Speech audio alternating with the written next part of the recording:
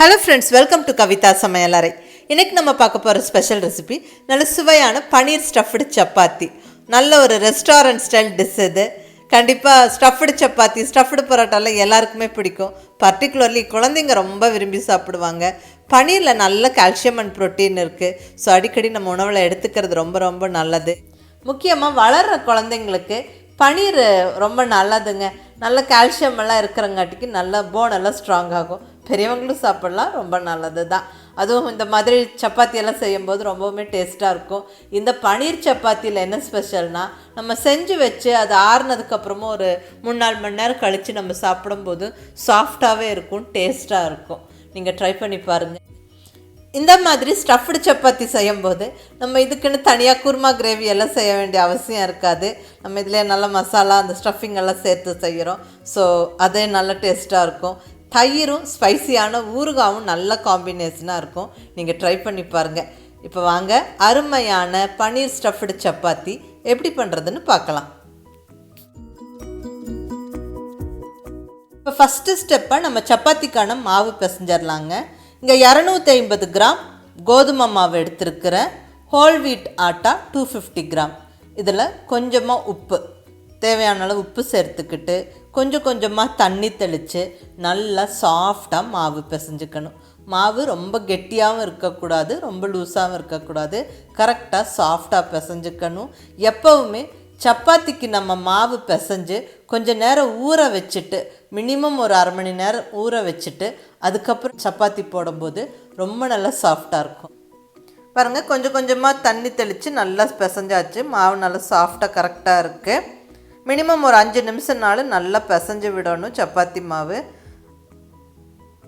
இப்படி விரல் வச்சு அழுத்தி பார்த்தா நல்லா சாஃப்டாக இருக்குது. பாருங்கள், சூப்பராக மாவு ரெடி.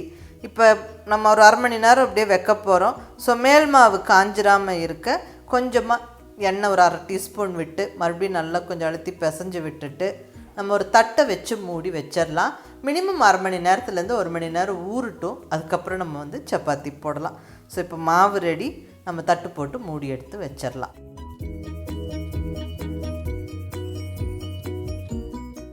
இப்போ ஸ்டஃபிங் ரெடி பண்ணிடலாம். இங்கே ஒரு 200 கிராம் பனீர் எடுத்துருக்கிறேன்.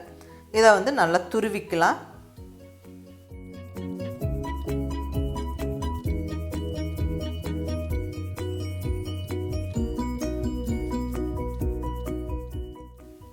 பனீர் நல்லா துருவி ரெடியாக இருக்குது. பாருங்கள், சாஃப்டாக பனீர்.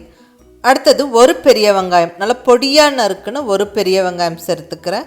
கூடவே பொடியாக நறுக்குன்னு 2 பச்சை மிளகா, பொடியாக நறுக்குன்னு இஞ்சி, ஒரு 1/2 இன்ச்சு இஞ்சியை பொடியாக நறுக்கி சேர்த்துருக்குறேன்.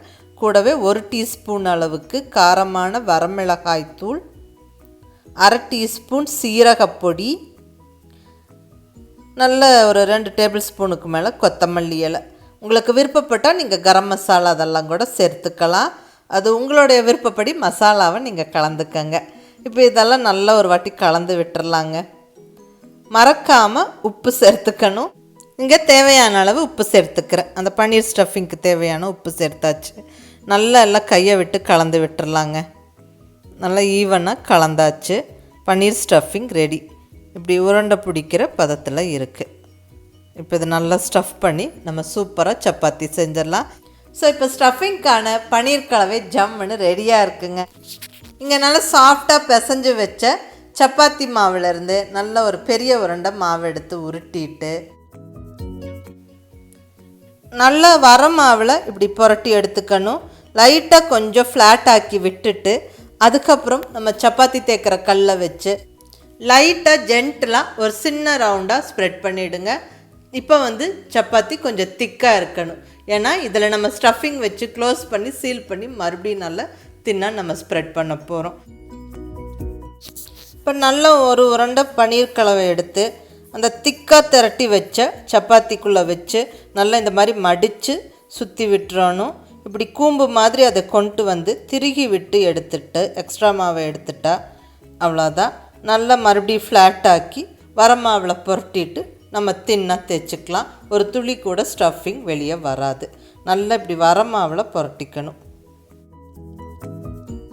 நம்ம வர மாவில் புரட்டிட்டு இப்படி ரவுண்டாக தட்டி விடும்போது உள்ளே இருக்கிற ஸ்டஃபிங்கை எல்லா சைடும் பரவற மாதிரி பண்ணிடணும். அதுக்கப்புறம் சப்பாத்தி கல்லை வச்சு மெதுவாக தேய்ச்சி கொடுக்கணும்.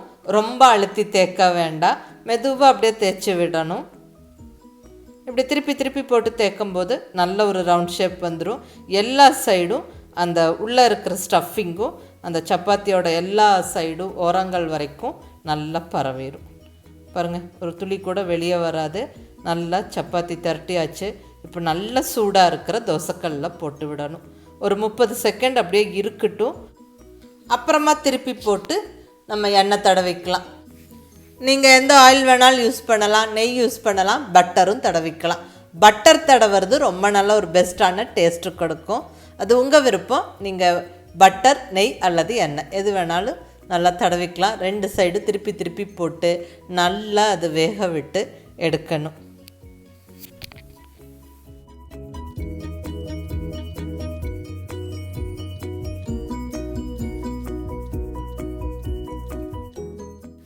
அவ்வளோதாங்க, சுவையான பன்னீர் சப்பாத்தி ஜம்முன்னு ரெடி ஆயிடுச்சு. இன்னொரு தடவையும் நம்ம அந்த உள்ள ஸ்டஃபிங் எப்படி வச்சு பண்ணணும்னு பார்க்கலாம். நல்லா ஸ்டஃபிங்கை வச்சு இப்படி மூடி விட்டுட்டு திருகி விட்டு எக்ஸ்ட்ரா மாவை எடுத்துடணும். ஸோ நல்லா சீல் ஆயிரும். அதுக்கப்புறம் இப்படி கையிலேயே அழுத்தம் கொடுத்து அந்த பன்னீரை நல்லா ஸ்ப்ரெட் பண்ணி விட்டு ஃப்ளாட் ஆக்கி விட்டுட்டு நம்ம நல்லா வர மாவில் புரட்டி எடுத்துட்டு நம்ம ஜென்டிலாக தேய்ச்சி நல்லா எந்த அளவுக்கு தின்னா வேணுமோ அந்தளவுக்கு தின்னா நம்ம ஸ்ப்ரெட் பண்ணி எடுத்துடணும். இந்த மாதிரி ரவுண்டாக ஃப்ளாட் ஆக்கி விட்டுட்டு அதுக்கப்புறம் நம்ம ஜென்டிலாக தேய்க்கும்போது கண்டிப்பாக ஆல்மோஸ்ட் நல்ல ஒரு ரவுண்ட் ஷேப் வரும். உள்ளே இருக்கிற ஸ்டஃபிங்கும் கண்டிப்பாக வெளியே வராது.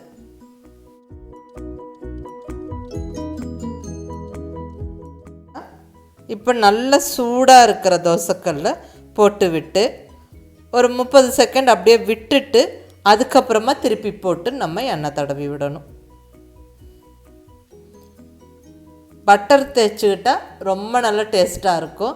ஸோ அது உங்கள் விருப்பம். உங்களுடைய டேஸ்ட்டுக்கு தகுந்த மாதிரி நீங்கள் பட்டர், ஆயில், நெய் எது வேணாலும் யூஸ் பண்ணலாம்.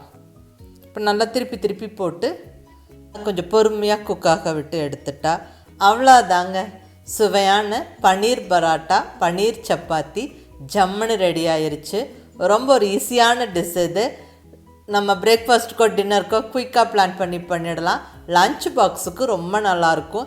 ஏன்னா இந்த பன்னீர் ஸ்டஃப்டு சப்பாத்தி ஆறுனதுக்கப்புறமும் நல்ல சாஃப்டாகவே இருக்கும். இதுக்குன்னு நம்ம பர்டிகுலராக தனியாக இந்த சைட் டிஷ்ஷு செய்ய வேண்டிய அவசியம் இல்லை. தயிர், ஸ்பைசியான ஊறுகாய் நல்ல ஒரு காம்பினேஷனாக இருக்கும்.